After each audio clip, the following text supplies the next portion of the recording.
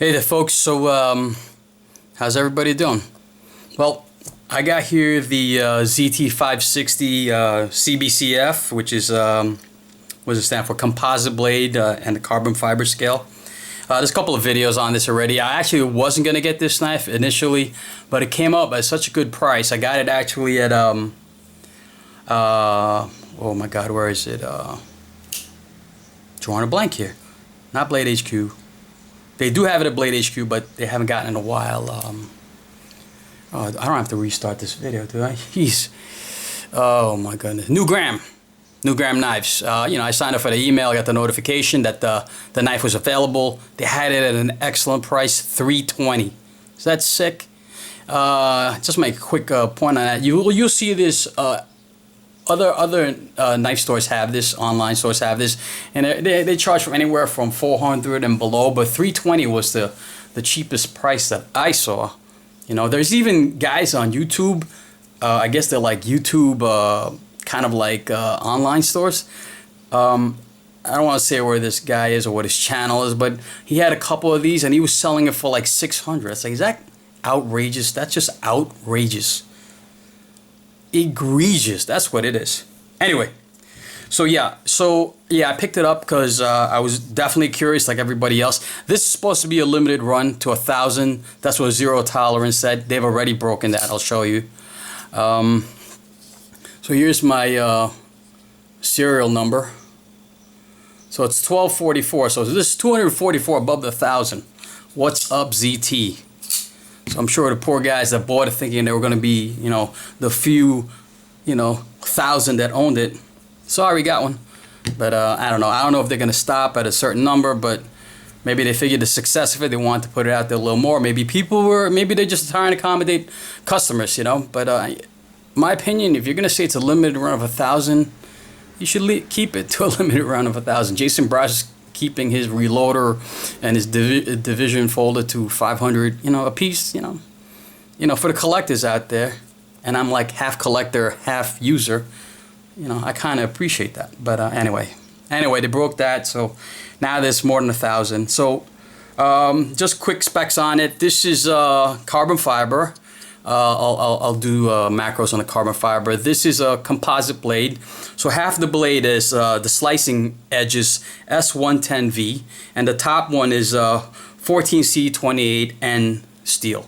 So the better steel is on the bottom, the S110V. A lot of custom knife makers like to use that steel. It's a very good slicer. It's wear resistant. It's corrosion resistant. Actually, the top steel also is not too bad. It's 14C28N, which is really Sandvik steel. Sandvik steel is typically used, if you guys know, if you guys have the Skylines. Skylines are Sandvik steel, which, you know, you guys know they use that for like, you may know they use it for like surgical tools, you know, so it holds an edge, the Sandvik steel. Of course, it's not the edge side on this knife, but it's good steel. You know, they use it for like scalpels, you know, so it's also good corrosion resistant. So it's actually not a bad steel. I like to call this the Shazam blade because it does. And if I'm showing my age, if you guys don't even know what the hell I'm talking about, and I'm not going to explain it, for the people that get it, you know what I'm talking about. Shazam, right? Right there, Shazam. So it's divided by like a, or bonded together by like a copper material. Let me see if I can show it. I know I can see here. Focus. Right? You see the copper bonding right there. So I don't know if ZT actually saved money, but I guess they have machines, CNC machines that can bond this together, machines that can, you know, forge the metal together. But to me, it seems like it would be more of a pain in the ass to do something like this, you know. But I guess they have the tools and equipment to do something like this. So they decided to go with this kind of like this, I guess like a lightning pattern, right? So yeah, its overall length is 8.8 inches. It's exactly the same dimensions as the original 560 and 561. Blade length is 3.75 and the weight is 5.8 ounces.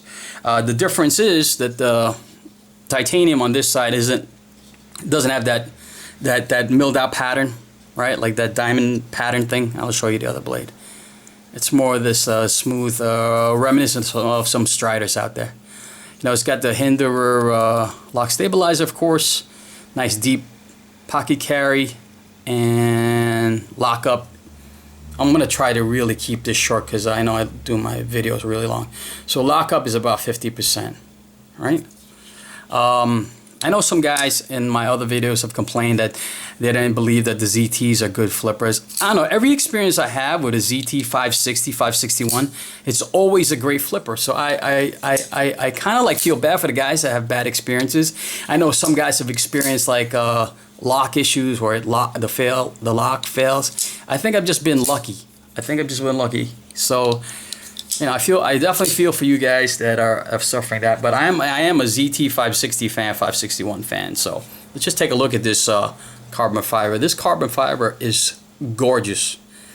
It looks very similar to the Browse Division flipper carbon fiber, right? It's got nice contouring. I don't know if you can see it here. See the shape of that? And you know I'm a stickler for matching it with the tie side, and they definitely got that. Got nice standoffs. Beautiful standoffs. They're black. I know they kind of look maybe bluish to you guys. Yeah, it's just really gorgeous, you know. The hardware is all black, just like the other ZTs. So, yeah. What else? Yeah, that's really it. I just really want to show you guys what this beautiful knife looks like. Again, I don't know. We already got some wear on the pocket clip there. You guys can see that. All right, so the blade's kind of like got a bead blast. It's not a stone wash, right? So I don't know if you guys can see the pattern. Yeah, see the pattern on that? It's not smooth. It's got like these striations on it. It's kind of cool looking. All right, and yeah, the carbon fiber is just really just gorgeous. Now again, I got this for $320, right? The regular 560 is like still holding its value at $260. If you were to get your 561 or your 560 pimp, right, by these pimpers, they'd probably charge you about 90 bucks, right? So if you pay $260, then 90, that brings you to, I'm not good at math, but it's more than $320. So that's what really was the allure when I picked it up, you know. So I picked it up at you know, where I got it at New Gram, and I'm happy with it. It looks pretty cool. And I just couldn't resist. I tried to resist, but these guys come up with better and better prices, and you know, I'm trying to not buy any more knives, but I get these email notifications that it's available. I got a couple of pre-orders of Blade HQ. That's coming soon. Yeah, it's gorgeous. It's just a beautiful knife. It really is gorgeous. Just smooth action, you know.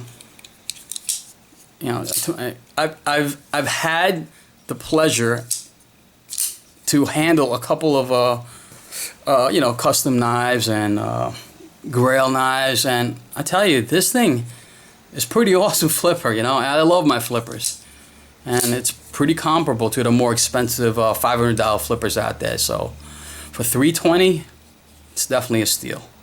Yeah, sign up for it. Sign up for email notifications. I'm guessing it's going to go down in price, maybe a little bit lower. I mean, it already went down to $320. I think when it first came out, it was like $400, $399 or something like that. Then they, you know, they had it for $320. The only thing I believe that is keeping the price up is probably that steel they got there, that S110V. So it's not L-Max like the other 560, 561, so they changed the steel. And then the price was up because it's supposed to be a limited run, right? Now it's over 1,000, so I definitely see you guys being able to get this for a lot cheaper. So, you know, if you guys are thinking about it, and if you want to take my recommendation, I would definitely buy it. It is a beautiful knife, great action, great fit and finish, beautiful carbon fiber. You know, it sells itself basically. When you get it, you're not going to regret it. It's just a gorgeous knife, gorgeous. So be on the lookout for it. There are some online stores that will have it. So yeah, so look out for our next Ruts Hut vid. That's coming up. You know, if you guys want to join us, if you're in the East Coast, you know, give us a shout on Instagram or PM me. One rule: you can't touch, you can't feel Fast Bandit's beard. Everybody seems to be enamored by his beard. Everybody wants to touch his beard. You know, they want to do cut tests with it. Yeah, so maybe, you know, be a guest star with us. All right, guys, peace.